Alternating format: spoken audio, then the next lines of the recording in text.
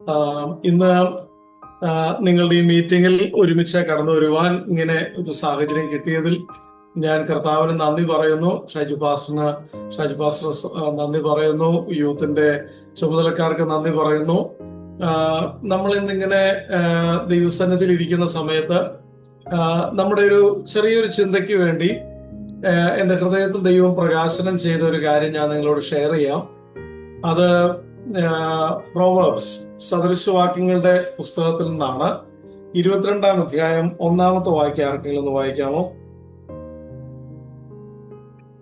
അനവധി സമ്പത്തിലും സത്കീർത്തിയും വെള്ളിയിലും പൊന്നിലും കൃപയും നല്ലത്.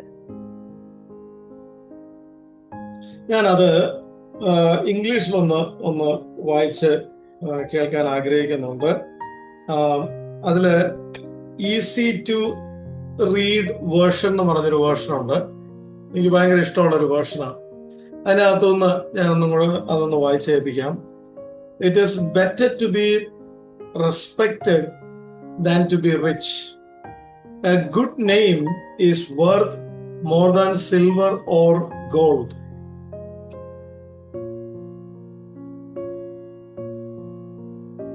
വേദപുസ്തകത്തിൽ ദൈവത്താൽ ഉപയോഗിക്കപ്പെട്ട ചില വ്യത്യസ്തരായ ആളുകൾ നമ്മൾ കാണാറുണ്ട്. വ്യത്യസ്തരായ ആളുകൾ നമ്മൾ പറയുമ്പം അവരുടെ വ്യത്യസ്തത എന്തിലായിരുന്നു എന്നും കൂടെ നമ്മൾ ചിന്തിക്കുന്ന നല്ലതാണ്. ഇപ്പൊ ഇവിടെ ഇരിക്കുന്ന നിങ്ങളോട് ഓരോരുത്തരും ചോദിച്ചാല് ദൈവത്തിന് വേണ്ടി നിങ്ങൾക്ക് പ്രയോജനപ്പെടാൻ ആഗ്രഹമുണ്ടോ? നിങ്ങളെ ശരിക്കും നിങ്ങളുടെ കൂട്ടുകാരുടെ ഒക്കെ ഇടയ്ക്ക് വിശേഷാൽ ദൈവം ഇങ്ങനെ തെരഞ്ഞെടുത്ത് നിങ്ങൾ ചോദിക്കുന്നത് നിങ്ങൾ ആഗ്രഹിക്കുന്നതിനിപ്പുറം നിങ്ങൾക്ക് തന്ന്, ഇല്ലെങ്കിൽ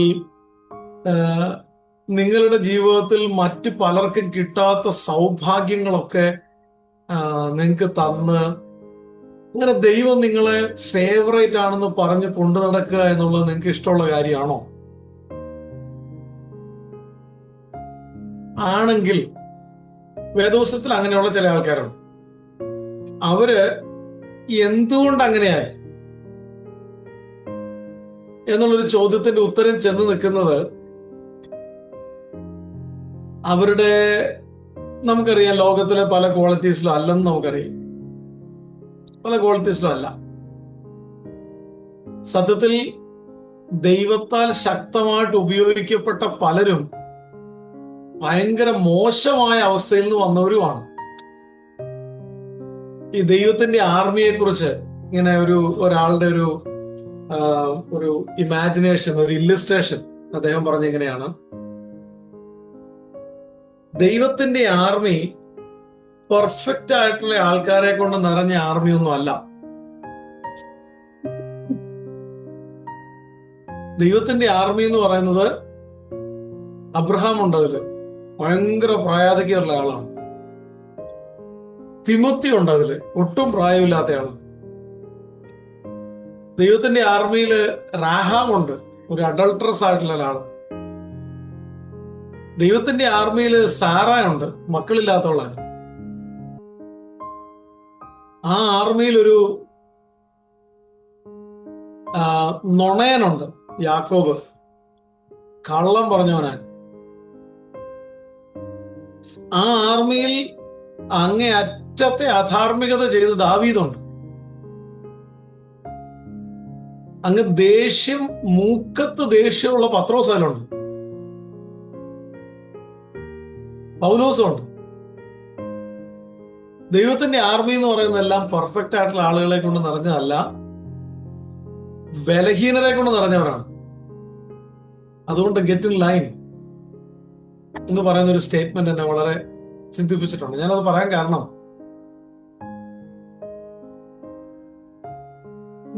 ഇരിക്കുന്ന നിങ്ങളെല്ലാവരും ഇന്ന് ഈ രാത്രിയിൽ ഇങ്ങനെ ഒരു മീറ്റിങ്ങിന് ജോയിൻ ചെയ്തതിന്റെ പുറകിൽ നിങ്ങൾക്കൊരു ആത്മിക താല്പര്യം ഉണ്ടെന്ന് ഞാൻ വിശ്വസിക്കുന്നു.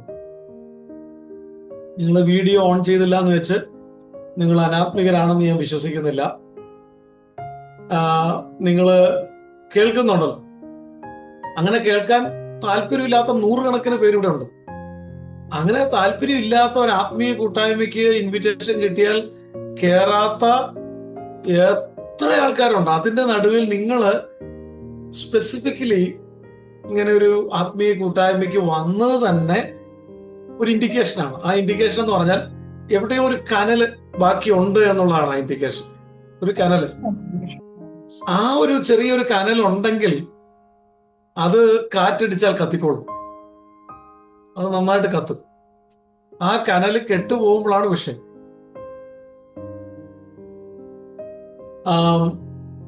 ഈ ഓരോ വ്യക്തികളെയും ഞാൻ പഠിച്ചപ്പോ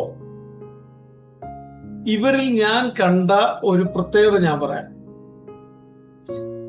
നമ്മളൊക്കെ പലപ്പോഴും പറയാറുള്ള ഒരു ഫേമസ് ആയിട്ടുള്ള സ്റ്റേറ്റ്മെന്റ് ഉണ്ട്.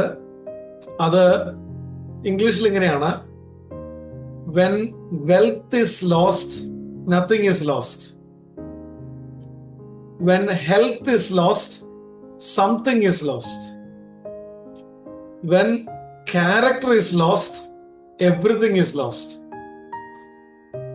പണം നഷ്ടമായാൽ ഒന്നും നഷ്ടമായിട്ടില്ല എന്ന് പറയാറുണ്ട്. കാരണം പണം എന്നുള്ളത് അത് വരും പോകും എന്ന് പറയുന്ന പോലെ. അപ്പൊ ഇന്നത്തെ കടബാധ്യതയുള്ള ആളായിരിക്കും നാളെ ധനാഠ്യനാകുന്നത്.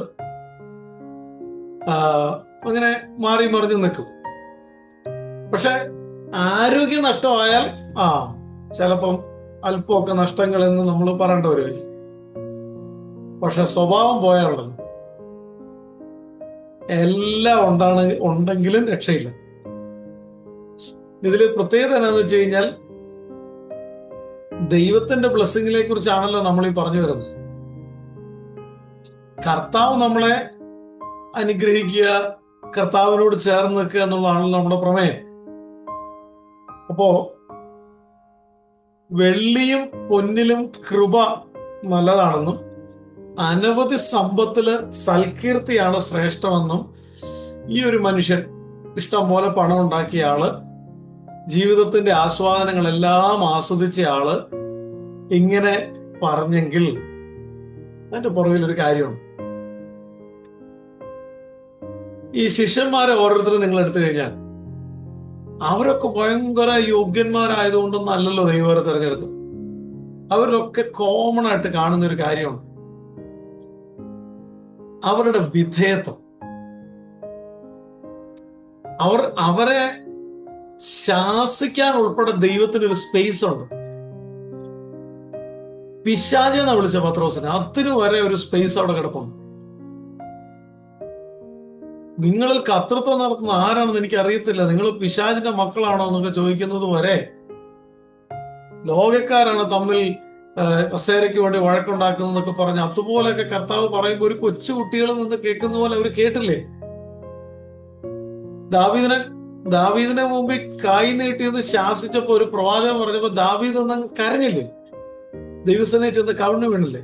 അതാണ് ഞാൻ പറഞ്ഞു വരുന്നത്. മുന്നോട്ട് പോകും തോറും ഏത് ആയുധവും കുറെ ഉപയോഗിച്ച് കഴിയുമ്പോൾ അത് നമ്മൾ പറയത്തില്ലേ, കോടാലിയാണെങ്കിലും കൊള്ളാം, വാക്കത്തിയാണെങ്കിലും കൊള്ളാം, നമ്മൾ വെട്ടുകത്തിന്ന്, ഇതെല്ലാം ഇതിന്റെ മൂർച്ച പോകും. എന്തായുധവും മൂർച്ച പോകും. ലൈഫ് എങ്ങനെയാണ്? ഇവിടെ ഇരിക്കുന്ന നമ്മളെ മൊത്തത്തിലൊന്ന് വിലയിരുത്തിയാല് ഒരുപക്ഷെ ഒത്തിരി പേർക്ക് പറയാൻ കഴിയുന്ന ഒരു കാര്യം, എന്റെ ആത്മീയത ഉയർച്ച താഴ്ചകളുള്ള ആത്മീയതയാണ് എന്നുള്ളതായിരിക്കാം പറയാൻ പോകും. പലരുടെയും ജീവിതം അങ്ങനെയാണ്. എന്റെ ഒരു സർപ്രൈസ് എന്താന്ന് വെച്ച് കഴിഞ്ഞാൽ, നമ്മൾ ഈ ചില ആൾക്കാരെയൊക്കെ കാണുമ്പോൾ നമുക്ക് പെട്ടെന്ന് കുറെ ഇംപ്രഷൻ ഉണ്ടാവും. ഇന്നൊരു വ്യക്തി ഇന്നൊരു ക്വാളിറ്റി ഉള്ള ആള്, ഇല്ലെങ്കിൽ ഇന്നൊരു വ്യക്തി കൊള്ളാമല്ലോ, അല്ല, നമുക്കൊരു ഭയങ്കര ഇംപ്രഷൻ തോന്നും. പക്ഷെ കുറെ ആ വ്യക്തിയെ നമ്മൾ അടുത്ത് പരിചയപ്പെട്ട് അറിഞ്ഞ് സംസാരിച്ച് ചെയ്യുമ്പോൾ ചിലപ്പോ നമ്മളങ്ങ് ഭയങ്കര സർപ്രൈസ്ഡ് ആക്കും. കാരണം എന്താന്ന് വെച്ച് കഴിഞ്ഞാൽ, നമ്മളായിരിക്കുന്ന ലോകം ഒരു ഒരു 10 വർഷം മുമ്പ് ഉണ്ടായിരുന്ന ഒരു ടെംപ്റ്റേഷനോ വീണു പോകാനുള്ള ചാൻസോ അതിനേക്കാളും ഒരുപക്ഷെ 100 ഇരട്ടിയാണ് ഇന്ന് ഒരു വ്യക്തിക്ക് പാപത്തിലേക്ക് പോകണമെങ്കിൽ അവൈലബിൾ ആയിട്ടുള്ള ഓപ്ഷൻസ്. ഒരു വ്യക്തിക്ക് നശിച്ചു പോകണമെങ്കിൽ ഇഷ്ടം പോലെ സാധ്യതകളാണ് ഇന്നത്തെ ലോകം, ഇന്നത്തെ ഒരു സംസ്കാരം, ഇന്നത്തെ ഒരു ലോകത്തിന്റെ പോക്ക് ബന്ധങ്ങൾ സമ്മാനിക്കുന്നത്. ക്ലോക്കിന്റെ പെൻഡുലം പോലെ ഇങ്ങോട്ടൊന്ന് പോയാൽ അടുത്ത സെക്കൻഡിൽ ഇപ്പുറത്തേക്ക് പോകും, വീണ്ടും ഇപ്പുറത്തേക്ക് വന്നാലും അടുത്ത സെക്കൻഡിൽ പിന്നെയും പോവാണ് അപ്പുറത്തേക്ക്. ഈ ക്ലോക്കിന്റെ പെൻഡുലം പോകുന്ന പോലെയുള്ള സ്പിരിച്വാലിറ്റി ഉണ്ട്. ഇങ്ങനെ എപ്പോഴും മുമ്പോട്ട് പുറകോട്ട്. പക്ഷേ അതിന് നേരെ ഓപ്പോസിറ്റ് ആയിട്ടുള്ള ഒരു കാര്യമാണ് വടക്ക് നോക്കി യന്ത്രം, കോമ്പസിന്റെ സൂചി എങ്ങോട്ട് തിരിച്ചാലും മറിച്ചാലും എന്തൊക്കെ നിങ്ങൾ കാണിച്ചാലും അത് നോർത്തിലേക്ക് മാത്രമേ സൂചിപ്പിക്കത്തുള്ളൂ. എന്തൊക്കെ ചെയ്താലും അതിനൊരൊറ്റ ലക്ഷ്യം മാത്രമേ ഉള്ളൂ.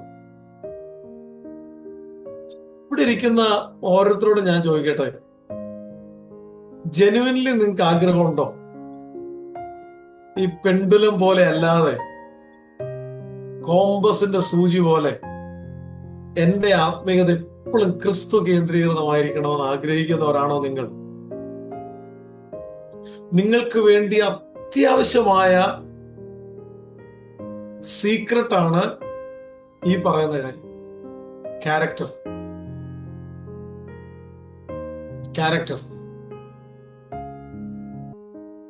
നിങ്ങൾ നോക്കിക്കോ, ദൈവസന്നിധിയിൽ നിൽക്കാനുള്ള പ്രാഗൽഭ്യം എന്ന് പറഞ്ഞൊരു കാര്യം നഷ്ടപ്പെടുന്നത് കൊണ്ടല്ലേ പിന്മാറ്റം ഉണ്ടാകുന്നു. ഇല്ലെങ്കിൽ നിങ്ങൾ ഉദാഹരണത്തിനെടുത്തേ, ദൈവസന്നിധിയിൽ ഭയങ്കര കരഞ്ഞ് നിലവിളിച്ചിട്ട് നിൽക്കുന്ന ചില ആൾക്കാരല്ലേ. എനിക്ക് അറിയാവുന്ന ഒരു വ്യക്തിയുണ്ട്. വർഷങ്ങൾക്ക് മുമ്പ് എന്റെ ചെറുപ്പകാലത്ത് ഞങ്ങളുടെ ചേർച്ചിൽ ശുശ്രൂഷിച്ചുകൊണ്ടിരുന്ന ഒരു പാസ്റ്ററെ കുറിച്ച് ഞാൻ പറഞ്ഞു. അദ്ദേഹത്തിന്റെ ശുശ്രൂഷ എന്ന് പറഞ്ഞു കഴിഞ്ഞാൽ അദ്ദേഹം ഇങ്ങനെ ഒരു സബ്ജക്റ്റ് ഒക്കെ ആയിട്ട് എഴുന്നേറ്റ് വെക്കും. പിന്നെ അദ്ദേഹം പറയുന്നതെന്ന് പറഞ്ഞാൽ ആത്മാവിന്റെ നിയന്ത്രണമാണ്. അപ്പൊ ഒരിക്കൽ പോലും അദ്ദേഹത്തിന് പലപ്പോഴും അദ്ദേഹം വിചാരിച്ച് കൊണ്ടുവന്ന രീതിയിൽ പ്രസംഗം നടത്താൻ കഴിയാറില്ല. പരിശുദ്ധാത്മാവ് അദ്ദേഹത്തെ നിയന്ത്രിച്ച് കൊണ്ടുപോകും. ആളുകൾക്കല്ലാതെ ഭയങ്കര ഒരു അനുഗ്രഹമാകും. അങ്ങനത്തെ ഒരു ലെവലായിരുന്നു. ഒരു ദിവസം എന്തുകൊണ്ടാണെന്ന് എനിക്കറിയത്തില്ല, അദ്ദേഹം കയറി നിന്നൊരു വാക്ക് പറഞ്ഞു. പൗലോസ് പറഞ്ഞ ഒരു വാക്കിനെ കോട്ട് ചെയ്തതാണ്. അദ്ദേഹം പറഞ്ഞിങ്ങനെ, പൗലോസ് പറഞ്ഞതുപോലെ ദൈവമക്കളെ, ഇന്ന് നിങ്ങൾക്കറിയാമല്ലോ, ഞാനിങ്ങനെ പ്രസംഗിക്കാൻ എഴുന്നേറ്റേക്കും പരിശുദ്ധാത്മാവ് എന്നെ അങ്ങ് നയിച്ച് ഞാൻ ഇന്ന് ബുദ്ധി കൊണ്ട് 5 വാക്ക് പറയാനാണ് ആഗ്രഹിക്കുന്നത്. അദ്ദേഹം പറഞ്ഞ പിന്നെ സംഭവിച്ചത് എന്താന്ന് വെച്ച് കഴിഞ്ഞാൽ, അദ്ദേഹത്തിന് ഒരിക്കൽ പോലും ആ പഴയ രീതിയിൽ മെസ്സേജ് പറയാൻ പറ്റിയതായിട്ട് ഞങ്ങൾക്ക് പിന്നെ കേൾക്കാൻ പറ്റിയിട്ടില്ല. പിന്നെ ഒരു അപജയമാണ്. നമുക്ക് ചിലപ്പം വലിയൊരു കാര്യമാണെന്ന് തോന്നത്തില്ല. വളരെ ഇങ്ങനെയൊക്കെ ചിന്തിക്കാത്ത മനുഷ്യരുണ്ട്. ഇങ്ങനെ ഈ പാപം പോലും ചെയ്യാത്ത ആൾക്കാരൊക്കെ ഇന്ന് കണ്ടുകിട്ടാനുണ്ട്. അങ്ങനെയൊക്കെ ചിന്തിച്ചാൽ നമുക്ക് ജീവിക്കാൻ പറ്റും എന്ന് പറയുന്ന ആൾക്കാരുണ്ട്. അവർ പറയുന്നതിലൂടെ ഉദ്ദേശിക്കുന്നത്, ഇല്ല, സ്പിരിച്വാലിറ്റി ഒക്കെ സമ്മതിച്ചു, പക്ഷെ ഇതിനൊക്കെ ഒരു പരിമിതിയുണ്ട്. ഒരു പരിധിക്ക് അപ്പുറത്തേക്കൊന്നും സ്പിരിച്വൽ ആകാനൊന്നും പറ്റത്തില്ല, നമുക്ക് ജീവിക്കണ്ടേ എന്നൊക്കെ ചോദിക്കുന്ന ഒരു സാഹചര്യം. ഇതൊരു കോൺഫ്ലിക്റ്റ് ആണ്.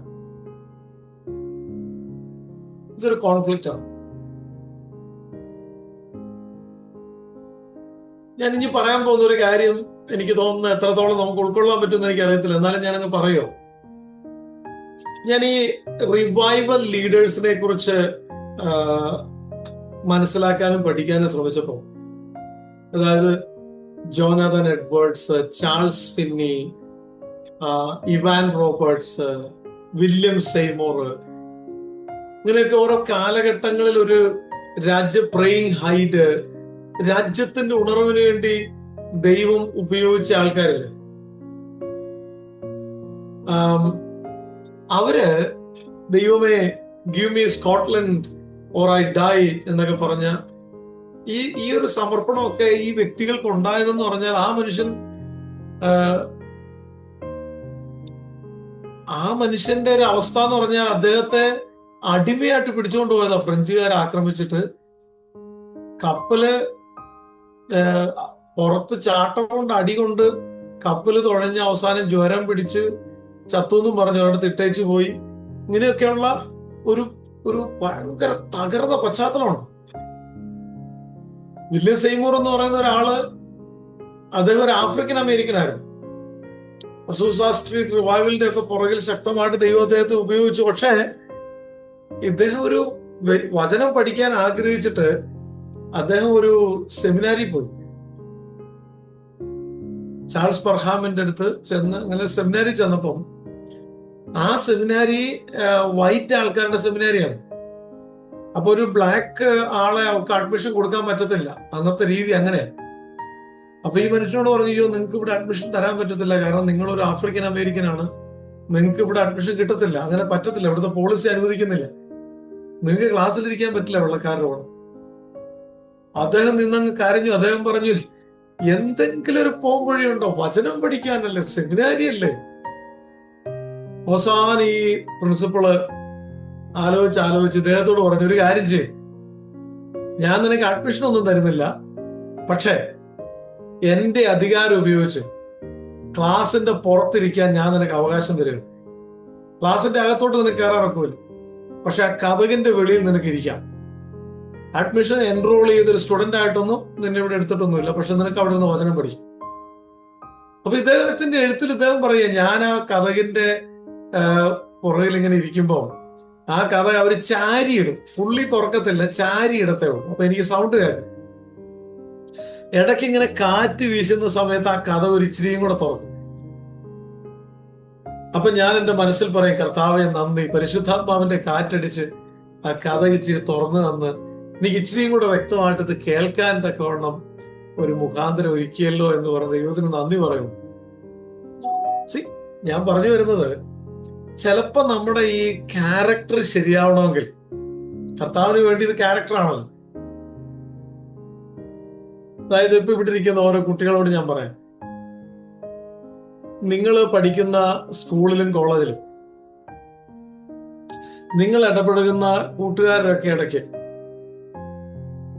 ക്യാരക്ടർ മൊത്തം ലോസ്റ്റ് ആയ ഒരു പറ്റം കുട്ടികളുടെ ഇടയ്ക്കാണ് നിങ്ങളുടെ സ്ഥാനം എന്ന് വിചാരിക്കുക. ചില ആൾക്കാർ പറയാറുണ്ട്, എന്റെ സാറെ ക്ലാസ്സിൽ ലൈനില്ലാത്ത ഒരാളും ഇല്ല. വേറെ ചിലർ പറയാറുണ്ട്, ഫോൺ കാണാത്ത പിള്ളേരില്ല. 8ാം ക്ലാസ്സിലും 9ാം ക്ലാസ്സിലും പഠിക്കുമ്പോഴേക്കും ഇതിനൊക്കെ അങ്ങ് അടിമത്തപ്പെടുകയാണ്, അശ്ലീലത്തിന്. അപ്പൊ ഇങ്ങനെ അല്ലാത്തവര് ഇല്ല. പക്ഷെ അതിന്റെ നടുവിൽ നിങ്ങൾ വ്യത്യസ്തരായിരിക്കാൻ ആഗ്രഹിച്ച് എന്ത് സംഭവിക്കും? സ്വാഭാവികമായിട്ട് നിങ്ങൾ ഒറ്റപ്പെടും. ആ ഒറ്റപ്പെടലിനെ പോസിറ്റീവായിട്ട് എടുക്കാൻ പറ്റിയാലോ.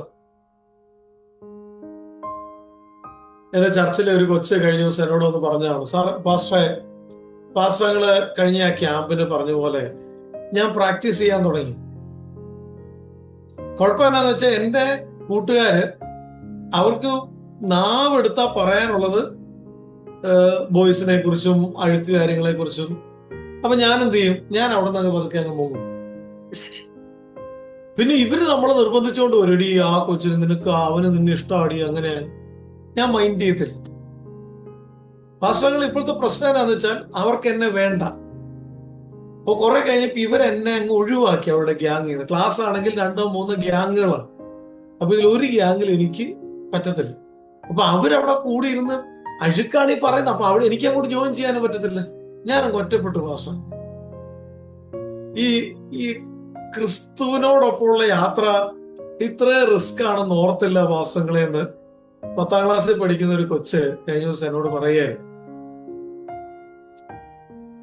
ഞാൻ ആ കൊച്ചിനോട് പറഞ്ഞു, ഈ ഒറ്റപ്പെടൽ എന്ന് പറയുന്നത് സാധാരണ ഒറ്റപ്പെടൽ പോലെ അല്ല, ഇത് നീ എടുത്തിരിക്കുന്ന ചോയ്സ് ആണ്.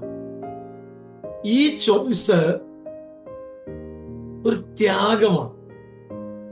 അതുകൊണ്ട് തന്നെ ഇതിലൊരു ദൈവത്തിന്റെ ഒരു കടാക്ഷം, പ്രസാദം, നമ്മൾ ഈ സദൃശവാക്യം 22 കാണുന്ന കൃപ, എ വെരി ഗുഡ് കൺസേൺ, അതുണ്ട്.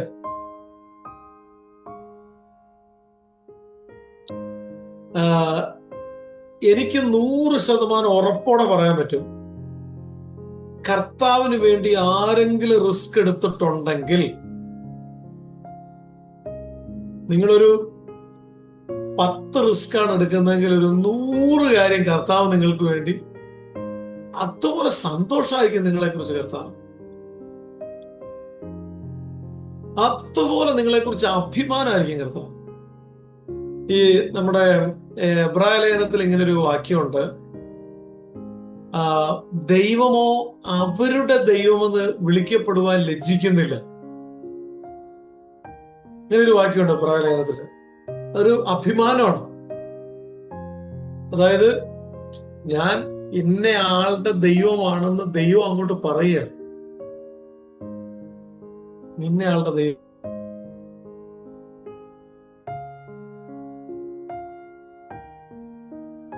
നമ്മൾ പറയുന്നില്ലേ, ചില കൂട്ടുകാരെ ചൊല്ലി എന്റെ സുഹൃത്താണ് ആ ആള് എന്നൊക്കെ പറയത്തില്ല. എന്നെ വിളിച്ചായിരുന്നു, ഞങ്ങൾ തമ്മിൽ സംസാരിക്കുകയായിരുന്നു എന്നൊക്കെ പറയുമ്പോൾ എന്തൊരു അഭിമാനമാണ്. എന്നെ വിളിച്ചായിരുന്നു എന്നൊക്കെ പറഞ്ഞാല്, കഴിഞ്ഞ ദിവസം ഒരാള് കേരളത്തിന്റെ മുഖ്യമന്ത്രിയോട് ഫോൺ ചെയ്തത് പുള്ളി സോഷ്യൽ മീഡിയയിൽ ഭയങ്കര പരസ്യം കൊടുത്തു. കാരണം മുഖ്യമന്ത്രി എന്റെ സുഹൃത്താണ് എന്ന് പുള്ളി പരസ്യം കൊടുത്തത് പുള്ളിക്ക് ഭയങ്കര പ്രശസ്തി കിട്ടാനുള്ള ഒരു ഉപാധിയായിട്ട് അദ്ദേഹം അതിനെ വിനിയോഗിച്ചു. അപ്പൊ അങ്ങനെ ഒരു പ്രശസ്തനായൊരു വ്യക്തി നമ്മളോട് സംസാരിക്കുന്നു എന്നുള്ളത് അതുപോലെ അഭിമാനമാണെങ്കിൽ, കർത്താവ് നമ്മളെ അതുപോലെ സ്നേഹിച്ച് നമ്മുടെ കൂടെ നിൽക്കുന്നു എന്നുള്ളത് എന്തോ ഒരു ഏറെ അഭിമാനമാണ്. ഇതിലൊരു കാര്യം എന്താന്ന് വെച്ച് കഴിഞ്ഞാൽ, ദൈവത്തിന് ഭയങ്കര ആഗ്രഹമാണ് നമ്മളോട് കൂടെ ഇരിക്കാൻ, നമ്മളെ സഹായിക്കാൻ, നമ്മളെ അനുഗ്രഹിക്കാൻ. സത്യം പറഞ്ഞ ഈ കാലഘട്ടത്തിന്റെ ഒരു നന്മയ്ക്കായിട്ട് നമ്മളെ ഉപയോഗിക്കാനൊക്കെ ആഗ്രഹമുണ്ട്. പക്ഷെ ഒറ്റ കുഴപ്പമുള്ളൂ, കളങ്കം. നല്ല നിലത്തെ വിത്ത് കർത്താവ് വിതച്ചേച്ച് പോയി കഴിഞ്ഞാൽ അതിന്റെ പുറകെ ശത്രു വന്ന് കള വിതയ്ക്കുകയാണ്. അതായത് ഇങ്ങനെ അങ്ങ് വിതച്ചോണ്ടിരിക്കുക, ഈ കള മുള്ളും പറക്കാരെയും കേറിയും വിതയ്ക്കുകയാണ്. ഈ നല്ല വിത്തിനെ അങ്ങ് ഞെരുക്കി കളയാൻ വേണ്ടിയാണ് ചെയ്യുന്നത് മുഴുവനും. ഞായറാഴ്ച ചിലപ്പം ചർച്ചയിൽ വരുമ്പോൾ നമുക്ക് കിട്ടുന്ന നല്ല വിത്താണ്. നമ്മൾ സൺഡേ സ്കൂളിൽ പോകുമ്പോൾ നമ്മുടെ മനസ്സിലേക്ക് എറിയുന്നത് നല്ല വിത്താണ്. പക്ഷെ തിങ്കൾ തൊട്ട് ശനി വരെ അതിന്റെ മണ്ടയ്ക്കോട്ട് വലിച്ചെറിയപ്പെടുന്ന മുഴുവനും വിഷത്തിന്റെ വിത്തുകളാണെങ്കിൽ എന്ത് സംഭവിക്കും? It's A struggle. എന്നാൽ ഇതിന്റെ നടുവിൽ ഒരു കൂട്ടം ആളുകൾ ഉണ്ട് കേട്ടോ. അതിൽ കർത്താവിന് ഭയങ്കര അഭിമാനമാണ്. അവർ വ്യത്യസ്തരായി നിൽക്കാൻ ആഗ്രഹിക്കുന്നവർ. അങ്ങനെ വ്യത്യസ്തരായി നിൽക്കാൻ ആഗ്രഹിക്കുന്ന ഓരോരുത്തരെ കുറിച്ച് ദൈവം അഭിമാനം കൊള്ളുമെന്ന് മാത്രമല്ല, പതുക്കെ പതുക്കെ ദൈവത്തിന്റെ വലങ്കയായിട്ട് ദൈവം അവരെ രൂപപ്പെടുത്താവുന്നതാണ്. ഇതൊന്നും കഴിവിൽ അടിസ്ഥാനപ്പെടുത്തുന്നതല്ല. അപ്പൊ ഞാൻ ഈ ജോനാഥൻ എഡ്വേർഡ്സ് എന്ന് പറഞ്ഞ ഒരാളെ കുറിച്ച് വായിച്ചു. സൗത്ത് അമേരിക്കയിലൊക്കെ ഭയങ്കര ഉണർവിന് വേണ്ടി ദൈവം ഉപയോഗിച്ച ആളാണ് ജോനാഥൻ എഡ്വേർഡ്സ്. ഈ ജോനാഥൻ എഡ്വേർഡ്സിന്റെ വളരെ പ്രശസ്തമായ ഒരു പ്രസംഗമുണ്ട്, sinner at the hand of an angry God. അങ്ങനെ ഒരു പ്രസംഗമുണ്ട്. ആ പ്രസംഗത്തിൽ സംഭവിച്ചത് എന്താണെന്ന് വെച്ച് കഴിഞ്ഞാൽ, ആൾക്കാര് ശരിക്കും നരകം നേരിട്ട് കാണുകയാണ്. അതുപോലത്തെ ഭീതിയായി പോയി ആൾക്കാർക്ക്. തീക്കുഴിയിലേക്ക് ഞാൻ വീഴുന്നു എന്നൊക്കെ ആൾക്കാർ കരഞ്ഞ് നിലവിളിച്ച് ഓടുകയും ദൈവത്തോട് കൺഫസ് ചെയ്യുകയും ഉറക്ക കരയുകയും, അദ്ദേഹത്തിന്റെ പ്രസംഗത്തിന്റെ ഇടയ്ക്ക് ഓരോരുത്തർ തൂണി കെട്ടിപ്പിടിച്ച് നിൽക്കുകയും താഴെ കുഴിയിലേക്ക് വീണു പോകുന്ന പോലത്തെ ഒരു ഫീലിംഗ് ഉണ്ടാകുകയും, ദൈവത്തോട് ഭയങ്കര നിലവിളിച്ച് പാപങ്ങളേറ്റ് ഒരു ഭയങ്കര ഒരു. എന്നാൽ ഞാൻ വായിച്ചിട്ടുള്ളത് ആ മനുഷ്യൻ പ്രസംഗം പലപ്പോഴും എഴുതി വായിക്കുന്ന ആളായിരുന്നു. നമ്മൾ എത്രയോ കമ്മ്യൂണിക്കേഷന്റെ വിദഗ്ധന്മാരെ കണ്ടിട്ടുണ്ടോ? അങ്ങനെയല്ല. ഇപ്പൊ പൗലോസിന്റെ പ്രസംഗം എന്ന് പറഞ്ഞാൽ ആൾക്കാർ ഉറങ്ങി വീണ്, രണ്ടാം നിലയിൽ നിന്ന് താഴെ വീണ് കഴുത്തൊടിഞ്ഞ് മരിച്ചു പോകുന്ന പോലത്തെ അതുപോലത്തെ പ്രസംഗമായിരുന്നു. രാത്രി ലേറ്റ് ആയിട്ട് പ്രസംഗിക്കുക, പ്രഭാതം വരെ പ്രസംഗം നീട്ടുക, എന്നിട്ട് ആൾക്കാരിരുന്ന് ഉറങ്ങി താഴെ വീണ് മരിച്ചു പോവുക. അങ്ങനെ വലിയ കമ്മ്യൂണിക്കേഷനും കൈയടിച്ചില്ലല്ലോ 4 പേരുടെ എന്ന് പറഞ്ഞേച്ചു വന്നേ എന്നൊക്കെ പറഞ്ഞ് ഈ കുട്ടികളെ ഇങ്ങനെ ഇതാക്കുന്ന പോലത്തെ പ്രസംഗമൊക്കെ ഉള്ള ആൾക്കാരുണ്ട്. അവരുടെ പ്രസംഗം കേട്ടോണ്ടിരുന്ന് നമുക്ക് ബോറടിക്കത്തെ നമ്മളെങ്ങനെ എപ്പോഴും ആക്ടിവിറ്റി ചെയ്യിപ്പിച്ചുകൊണ്ടിരിക്കും. പക്ഷെ അങ്ങനെയല്ല ഇവിടെ. പൗലോസും ഇതൊന്നും ഈ പ്രസംഗത്തിന്റെ മാധുര്യവും ഇതിലൊന്നും ആയിരുന്നില്ല. ഇവരുടെയൊക്കെ കൂടെ ഒരു സ്പാർക്ക് ഉണ്ടായിരുന്നു. ആ കാലഘട്ടത്തിന് വേണ്ടി അവരിൽ നിക്ഷേപിക്കപ്പെട്ടിരുന്ന ഒരു ആത്മഭാരം ഉണ്ടായിരുന്നു. അതാണ് ഈ പറയുന്ന കൃപ. വെള്ളിയിലും പൊന്നിലും നല്ലത് അതാണ്. അനവധി സമ്പത്തിൽ നല്ലത് അതാണ്. ക്യാരക്ടറാണ്, റൈറ്റ് സ്റ്റാൻഡിങ് ആണ്. ഭയങ്കരമായിട്ട് നേടാൻ പറ്റുന്ന ഇഷ്ടംപോലെ കാര്യങ്ങൾ ചുറ്റും ഉണ്ടെങ്കിലും ഇതിനേക്കാൾ എല്ലാം വിലയേറിയത് ദൈവത്തിന്റെ കൃപയാണ്. അതായത് ഏറ്റവും സുപ്രധാന ഒരു ചോദ്യത്തിന്റെ മേലാണ് ഇതിന്റെ അർത്ഥം കിടക്കുന്നത്. ചോദ്യം എന്താണെന്നറിയാം? Why do I exist? അവിടെയാണ് ശലോമോൻ ഈ വെളിപ്പാട് കിട്ടുന്നത്. ശലോമോൻ ഇത് പറഞ്ഞു കൊടുത്ത ആരാന്നറിയാം? ശലോമോൻ ഇത് പറഞ്ഞു കൊടുത്തത് അവസാനത്തെ അധ്യായത്തിലേക്ക് വന്നാൽ മനസ്സിലാവും. പ്രോവേർബ്സ് സദൃശവാക്യം 31:30 വായിക്കാം.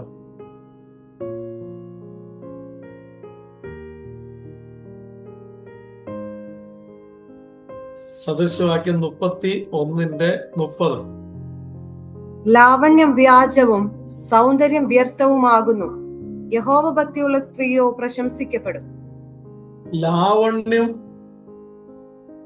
വ്യാജവും സൗന്ദര്യം വ്യർത്ഥവും ആകുന്നു, യഹോവ ഭക്തിയുള്ള സ്ത്രീയോ പ്രശംസിക്കപ്പെടും. അതായത് ലെമുവേൽ എന്ന് പറയുന്നത് ഈ ശലോമോന്റെ മറ്റൊരു വാക്ക് ദൈവത്താൽ പ്രസാദിപ്പിക്കപ്പെട്ടവൻ എന്നൊക്കെയാണ്. അവന്റെ അമ്മ ഉപദേശിച്ചു കൊടുക്കുന്ന കാര്യമാണ്, മക്കളെ നീ ഒരു കാര്യം ഓർത്തണം, ലാവണ്യവും സൗന്ദര്യവും ഒന്നും അല്ല കാര്യം, യഹോവ ഭക്തിയാണ് കാര്യം. ഇതെല്ലാം മായയാണ്, വ്യർത്ഥമാണ്. ഇത് മനസ്സിലാക്കാൻ ആ മനുഷ്യന് ഒത്തിരി നഷ്ടങ്ങൾ സഹിക്കേണ്ട വന്നു. ചിലപ്പോഴൊക്കെ ഞാൻ ഈ പറഞ്ഞ ഈ ഉണർവിന്റെ മുൻനിരയിൽ നിൽക്കുന്ന ആ ലീഡേഴ്സ് ഒക്കെ ഉണ്ടല്ലോ, റിവൈവലിസ്റ്റ് ആയിട്ടുള്ള ആൾക്കാരെ കുറിച്ച് ഞാൻ പറഞ്ഞത്, ആ ലീഡേഴ്സിനെ ഒക്കെ അവര് വാ തുറക്കുമ്പം ദൈവാത്മാവിന്റെ ഭയങ്കര പ്രവർത്തനമൊക്കെ നടക്കുന്നത് പോലെ അവരെ ആക്കി മാറ്റിയത് അവരുടെ കഷ്ടപ്പാടും ദുരിതങ്ങളും ഒറ്റപ്പെടലും വേദനകളും പട്ടിണിയും പരിവട്ടവും ഒക്കെ ആയിരുന്നു. അവരുടെ രോഗത്തിന്റെ കാഠിന്യമായിരുന്നു. അവരിൽ പലരും വളരെ ഏർലി ഏജില് മരിച്ചവരാണ്. അവരുടെ തീവ്രമായ ജീവിതാനുഭവങ്ങളിലൂടെ അവർ കർത്താവിനോട് ഏറ്റവും അടുത്ത് പറ്റിച്ചേർന്ന് നിന്നപ്പോൾ അവരിലുണ്ടായ ശ്രേഷ്ഠമായ തിരിച്ചറിവുകളാണ് അവർ പുസ്തകങ്ങൾ എഴുതുകയും അവർ പ്രസംഗിക്കുകയും ചെയ്തത്. അപ്പൊ എൻ്റെ ഒരു ചോദ്യം, നിങ്ങൾക്ക് ഇതിനെ ഒരു പ്രയോറിറ്റി ആക്കാൻ പറ്റുമോ? ഇന്ന് രാത്രി ഈ മീറ്റിംഗിന് ജോയിൻ ചെയ്തിരിക്കുന്ന എല്ലാവരോടുള്ള ചോദ്യം ഇതാണ്. നമ്മുടെ സ്വഭാവ ശ്രേഷ്ഠതയും ദൈവ മുൻപാകെയുള്ള നമ്മുടെ സ്റ്റാൻഡിങ്ങും ദൈവത്തിന്റെ കൃപയും ഒക്കെ ഏറ്റവും ടോപ്പ് പ്രയോറിറ്റി ആക്കാനുള്ള ഒരു കാഴ്ചപ്പാട് നിങ്ങൾക്ക് ആഗ്രഹമുണ്ടോ? അതായത് എനിക്ക് ഏറ്റവും പ്രധാനപ്പെട്ട എൻ്റെ ലക്ഷ്യം എന്ന് പറയുന്നത് എൻ്റെ കർത്താവ് എൻ്റെ ജീവിതത്തിൽ അഭിമാനം കൊള്ളുന്ന ഒരു കാര്യവും എന്നെ കർത്താവിന് വേണ്ടി ഏതെങ്കിലും വിധത്തിൽ ദൈവത്തിന് ഉപയോഗിക്കാൻ പറ്റിയാൽ അതിൽ നിന്ന് എനിക്ക് കിട്ടുന്ന ലൈഫിന്റെ ഫുൾഫിൽമെന്റുമാണ് ഏറ്റവും വലുതെന്ന് മനസ്സിലാക്കാൻ നമുക്ക് സാധിക്കും.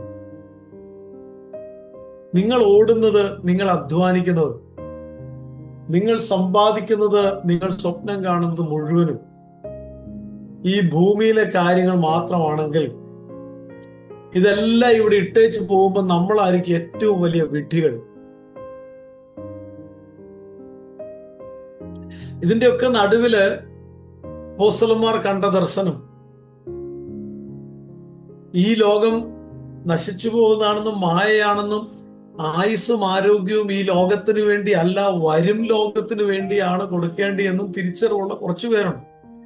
അവർക്കാണ് മരണം ലാഭവും നേട്ടവുമായി തീരുന്ന ആൾക്കാർ. അതായത് നമ്മുടെ ആരോഗ്യവും നമ്മുടെ സമയവും മുഴുവനും ലോകത്തിന്റെ നേട്ടങ്ങൾക്ക് വേണ്ടി കൊടുത്ത് നമ്മുടെ ആയുസ്സും നമ്മുടെ ദിവസങ്ങളും നമ്മുടെ ചോരയും നീരും ലോകത്തിലെ കുറെ നേട്ടങ്ങൾക്ക് വേണ്ടി ചെലവഴിച്ച് അവസാനം ഈ ലോകം വിട്ട് പോകുമ്പോഴാണ് നമുക്ക് മനസ്സിലാവുന്നത്, അയ്യോ ഞാൻ വിഡ്ഢിയായി പോയത്. എന്നോട് ഒരു പാസ്റ്റർ പറഞ്ഞ് ഞാൻ ഓർക്കുന്നു. അദ്ദേഹം എടത്തുവായിൽ വന്നൊരു വലിയ ചർച്ചൊക്കെ സ്ഥാപിച്ചു.